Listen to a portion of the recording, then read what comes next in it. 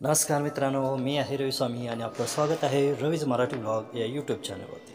मित्रांनो, काही अडचणीमुळे गेल्या काही महिन्यापासून मी आपल्याशी संवाद साधू शकलो नाही, त्याबद्दल मी आपली सर्वांची दिलगिरी व्यक्त करत आहे आणि पुन्हा एकदा नव्याने आपल्या संवादाला सुरुवात करत आहे। आशा करतो की पहिल्यासारखेच आपले प्रेम, आपला अनमोल प्रतिसाद मला आणि माझ्या चॅनेलला मिळत राहील, हीच अपेक्षा मी आपल्या सर्वांकडून करत आहे।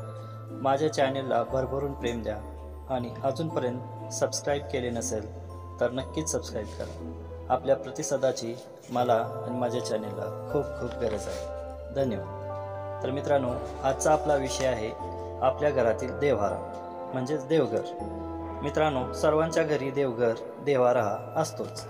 वास्तुशास्त्रानुसार आपण घर बांधतो, त्याचप्रमाणे देवघरही बनवून घेत असतो। परंतु मित्रांनो, या देवघराचे म्हणजेच देव्हाऱ्याचे आपलेच काही नियम असतात, ते बहुतांशी आपल्याला माहीत नाही। तर हाच देव्हारा कसा असावा, त्याचे नियम काय आहेत, हे आपण आजच्या व्हिडिओच्या माध्यमातून जाणून घेऊया। चला तर मग व्हिडिओला सुरुवात करूया। मित्रांनो, या देवघराचे 27 नियम असतात। तर देवघराचे नियम क्रमांक 1, देवघर हे नेहमी घराच्या ईशान्य दिशेलाच असावे, कारण दैवशक्ती ईशान्य दिशेने घरात प्रवेश करत असते आणि पश्चिम दिशेने बाहेर पडते, म्हणून ईशान्य दिशा हे दैविक शक्तीचे केंद्र मानले जाते। यामुळे देवघर हे ईशान्य दिशेलाच असावे। नियम क्रमांक 2, देवघरात दिवसातून काही काळ तरी सूर्यप्रकाश आणि ताजी हवा येत राहील अशी व्यवस्था असावी, त्यामुळे घरातील दोष आपोआप नष्ट होतात। नियम 3, देवघरात पांढऱ्या रंगाची संगमरवरी फरशी जरूर बसवावी किंवा पिवळसर रंगाची सुद्धा चालेल।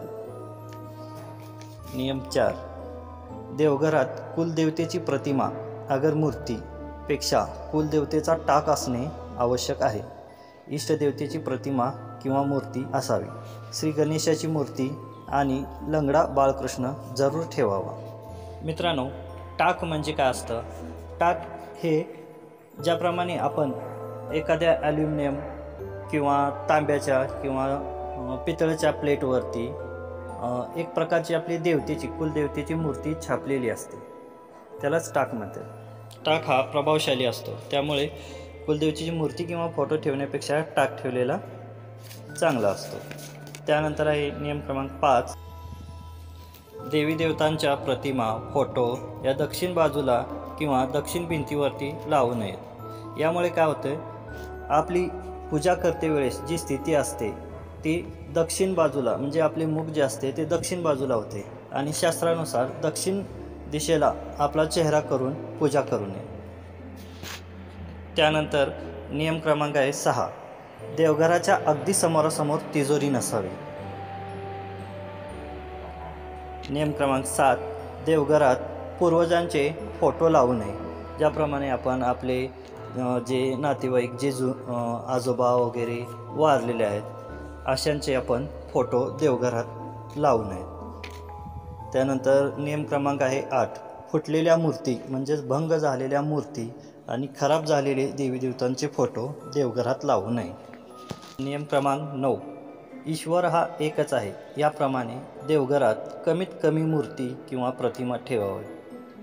जास्तीत जास्त प्रमाणात म्हटलं तरी आपल्या भरपूर जणांच्या देवघरामध्ये भरपूर देवदेवता ठेवलेले असतात। तर त्यामुळे काय होतं, आपला जो इष्टदेव आहे, म्हणजे जो कोणता कुलदेवता आहे, याचाच फोटो आपण किंवा याचीच प्रतिमा आपल्या देवघरात ठेवून पूजली तरी चालेल। त्यामुळे जास्त देवीदेवतांची मूर्ती किंवा प्रतिमा नाही ठेवल्या तरी चालते। आपल्या घरातील देव्हाऱ्यावर शिवलिंग आणि नंदिकेश्वर हे काळ्या दगडाचे किंवा पंचधातूचे असावे। शिवलिंग हे आपल्या हाताच्या अंगठ्यापेक्षा जास्त मोठे नसावे। शिवलिंग हे नर्मदेश्वर शिवलिंग असल्यास अधिकच फलदायी असते। नियम क्रमांक 11, देवघरातील सर्व मूर्तींचे तोंड पश्चिम दिशेला असावे, जेणेकरून पूजा करणाऱ्या व्यक्तींचे तोंड पूर्वेला असेल। हा एक महत्त्वाचा पॉईंट आहे मित्रांनो। केव्हाही आपण पूजा करते वेळेस आपले तोंड हे पूर्व दिशेलाच असले पाहिजे. नियम क्रमांक 12. देवघरात ठेवल्या जाणाऱ्या शंखाचे निमुळते टोक दक्षिण दिशेकडे असावे. नियम क्रमांक 13. शिवलिंगाची निमुळती बाजू म्हणजेच शिवलिंगावर अभिषेक केलेले पाणी ज्या बाजूने खाली पडते ती बाजू उत्तर दिशेकडे असावी. नियम क्रमांक 14. देवघराला सदैव तोरण लावावे आणि देवघराला उंबरठा असावा. नियम 15. शास्त्रानुसार देवघरात 5 ते 6 इंचापेक्षा मोठ्या मूर्ती असू नयेत. आपण काय करतो मित्रांनो, काही वेळेस खरेदीला गेल्यानंतर किंवा कुठेतरी फिरायला गेल्यानंतर, देवदर्शनाला गेल्यानंतर जे काही आपण मूर्त्या आणतो त्या साईज नाही पाहत आपण. शक्यतो जशी आपल्याला मूर्ती आवडते त्याप्रमाणे आपण मोठी, एकदम मोठी अशी आकर्षक मूर्ती बघून घेऊन येत असतो. पण नियमानुसार आपल्या देवघरातील मूर्त्या ह्या 5 ते 6 इंचापर्यंतच असाव्या. नियम क्रमांक 16. देवघरात एकच शिवलिंग ठेवणे फलदायी ठरते. एकापेक्षा अधिक शिवलिंग असणे शास्त्रानुसार वर्ज्य केले आहे. नियम क्रमांक 17. देवघरात चामड्यापासून बनवलेल्या वस्तू ठेवू नयेत आणि चप्पल, बूट, बेल्ट, पॉकेट अशा वस्तू घालून देवघरात जाऊ नये. नियम क्रमांक 18. देवघराच्या वरील बाजूस माळा किंवा आडगळ असू नये. नियम क्रमांक 19. देवघरात महादेव, शंकराची प्रतिमा, फोटो पूजली जाऊ नये. यासाठीच मित्रांनो देवघरामध्ये शिवलिंग असणे गरजेचे आहे. फोटोची किंवा प्रतिमेची पूजा नाही केली तरी चालेल. नियम क्रमांक 20. देवघरात शनिदेवाची मूर्ती किंवा प्रतिमा ठेवून पूजा करू नये. मित्रांनो, शनिदेव आणि मारुतीराया यांची मूर्ती सहसा आपण आपल्या घरामध्ये किंवा देवघरामध्ये लावतच नाही.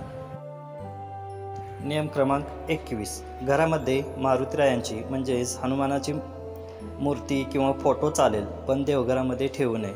तर मित्रांनो, आपण पाहिलेच आहे बऱ्याच जणांच्या घरामध्ये शनिदेवाची आणि मारुतीरायांची मूर्ती किंवा फोटो वर्ज्य मानण्यात आहे. कारण त्याला असे कारण आहे की मारुतीराया आणि शनिदेव यांना स्त्रियांची सावली पडलेली चालत नाही. त्यामुळे घरामध्ये आपण शक्यतो हे फोटो ठेवणे टाळतो. नियम क्रमांक 22. देवघरात गायत्री मातेची पूजा करणे वर्ज्य मानले जाते. नियम क्रमांक 23. देवघरात गुरु आणि शिष्य यांची एकाच वेळी पूजा करू नये. जे काही गुरु असतील आपले गुरूंची किंवा त्यांच्या शिष्यांची एकत्र फोटो असलेला याची पूजा करू नये. नियम क्रमांक 24. देवघरात देवी देवतांचे यंत्र ठेवायचे असल्यास उभे मांडू नयेत. ते यंत्र जमिनीशी समांतर ठेवावेत.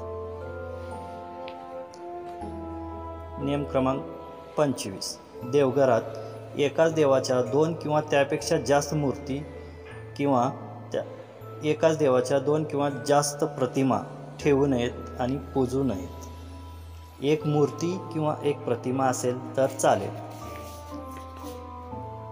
नियम क्रमांक 26. देवघरातील समई किंवा दिवा आग्नेय दिशेलाच असावा, तर धूप, अगरबत्ती वायव्य दिशेला ठेवली तरी चालते. आणि शेवटचा नियम आहे मित्रांनो 27वा. आपल्या घरामध्ये जागा कमी आहे म्हणून देवघर खुंटीवरती अडकवू नयेत. अशाने देवाला लटकत ठेवल्यासारखे होते. जागा नसेलच तर भिंतीत देवाला चांगल्या प्रकारे फिक्स करून घ्यावा. अशा प्रकारे देवघराचे म्हणजेच देवाऱ्याचे काही नियम शास्त्राप्रमाणे तसेच लोकमान्यतेप्रमाणे आपण पाहिले आहेत. तर मित्रांनो, ही माहिती आपल्याला कशी वाटली हे आम्हाला कमेंट करून नक्कीच कळवा. आणि अशीच नवनवीन माहिती जाणून घेण्यासाठी आमच्या रवीज मराठी ब्लॉग या चॅनेलला सबस्क्राईब करा. धन्यवाद.